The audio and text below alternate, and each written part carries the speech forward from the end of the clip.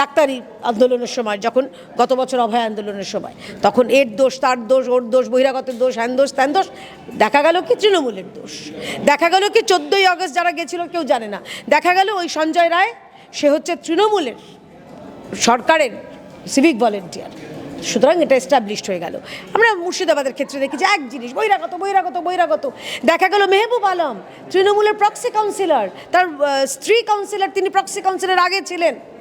তার দেখা গেল ওই ধুলিয়ানের যিনি চেয়ারপারসন, তার সে প্রভোকেশন, এলানে জং।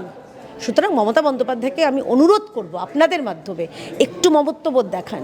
এই রাজ্যে যারা চাকরিহারা হয়েছেন তাদের যে আন্দোলন, তাদের যে চোখের জল, এইটা মুছিয়ে দিন। আপনার মধ্যে তো নামই তো মমতা, কাজেও একটু মমতা দেখান। বাংলা হান্টের আরও খবর দেখতে নজর রাখুন। বাংলা খবর মানেই বাংলা হান্ট।